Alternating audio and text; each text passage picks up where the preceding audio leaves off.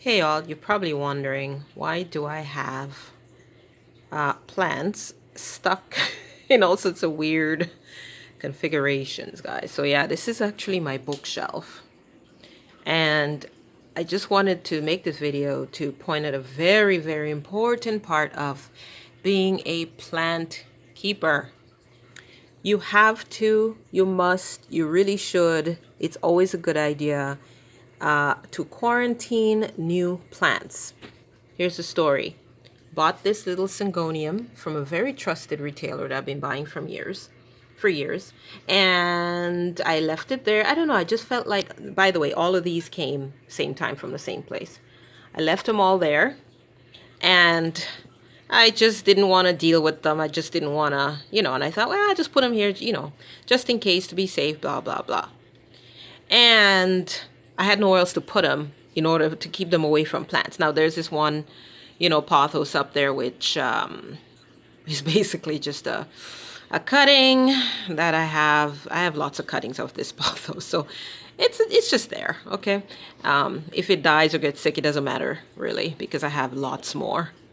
But yeah, so I just stuck the plants in the only spot I can think of to keep them far away from other plants and then deal with them when I can. I didn't even have an extra light because this spot here does not get a lot of light. Like pothos doesn't mind, but highlight plants would not like it here. So I got this aquarium light that I just had sitting around from my old aquarium.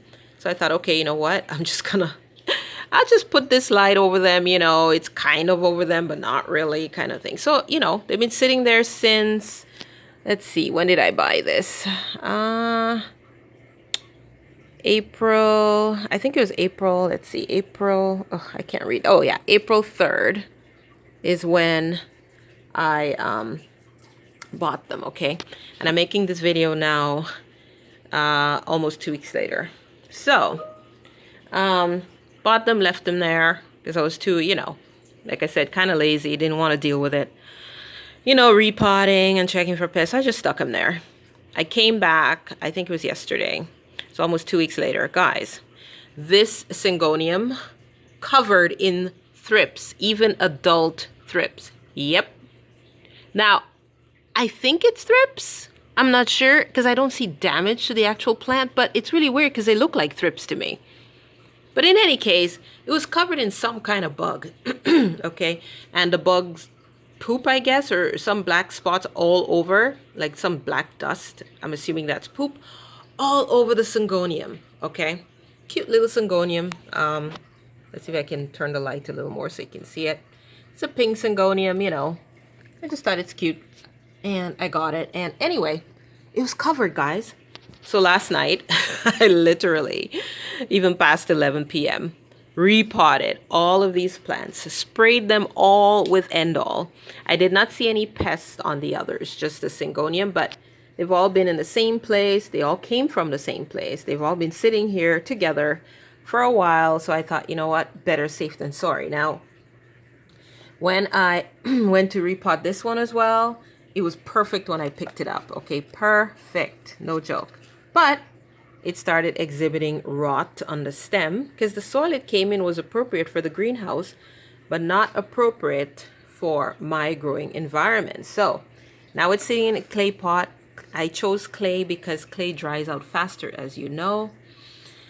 And it's repotted into succulent mix, cactus mix, as well as my string of pearls. I did the same thing. And back there, I don't know if you could see it, I'll have to move this. Is it Dischidia? Okay. Numillaris. I can't say that word. Yeah. Cute little Dischidia. Well, this one's not in cactus mix, obviously. It's a nice, I put them in aroid mix because I have another Dischidia and it seems to love that.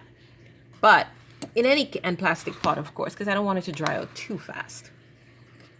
But guys, lesson, okay?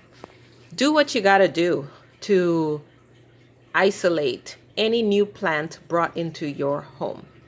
Don't care where you got it from. Don't care if the seller is a trusted source. Doesn't matter. Let's turn this back so this boy here. This beauty. Oh, by the way, this is a, watch me forget the name. Tradescantia. Oh my gosh, I can't remember. Hold on. Tradescantia. Oh, it's such a weird one. Navicularis. I love the name. But yeah, it's got this really cool, almost triangular appearance. It's very, very succulent. Very succulent leaves, guys. That's why it was rotting so easily in the old soil that it came in my environment. It just was not, it was holding on to way too much water when I watered it in the soil that it was in and in that plastic pot that it came in. So let's see how it does in this new setup. Yeah, so anyway, now, as you can see, I had to be creative. So, yeah, let's shift the light a little more. Yeah, hope you can see that clearly. That is a fish bowl. A fish bowl. I had to come up with some way because space is limited, guys. Space is limited in my little apartment. I live in the city. Yeah, so small space. So I had to be creative. So I put it in a fish bowl. Then I sealed off the top, except for one little spot right here so air could get in. But nothing really gets in much here unless they really want to or out. And it's sitting in there. And of course, the syngonium is probably going to love that because high humidity, right? Now, leaves are probably going to die off, blah, blah, blah. Syngoniums are tough, doesn't matter. I sprayed it like upside down, inside out. I washed the plant. I washed the roots, guys. Yep. And try to get rid of whatever bug that was, which looked like thrips to me, adult thrips. Oh, anyway. So now it's in there, safe away from everybody, and I'll keep an eye on these guys for a while. I actually ordered a grow light. Yep, a grow light, so that, like a proper grow light, full spectrum grow light, so I can put it over these guys, because they're going to be sitting here for a while. Absolutely, they're going to be sitting here for a while. Until I'm absolutely 110% sure that there are no pest issues or anything like that. So that's it, guys. Lesson of the day. Make sure that you totally isolate your plants that are new before adding them to your collection. I made that mistake before and I'll never do it again. I bought a gloriosum, philodendron gloriosum, which of course is just a gorgeous plant. And the seller, yeah, of course didn't mention, yeah, I got thrips and I was fighting them with, bugs, like beneficial insects. But yeah, I had thrips. Yeah, okay. Find out after the fact when I told them, hey, I think your plant has thrips. So yeah, it gave some of my other plant thrips. Never had thrips before, but this person's plant, yep, thrips. So I'm still dealing with thrips, by the way, in my other, totally separate room. So, and it's not bad. I caught it early because I'm so observant with my plants. I literally stare at these guys with magnifying glass sometimes just to check. You gotta be careful. So yeah, that's it, guys. Lesson learned.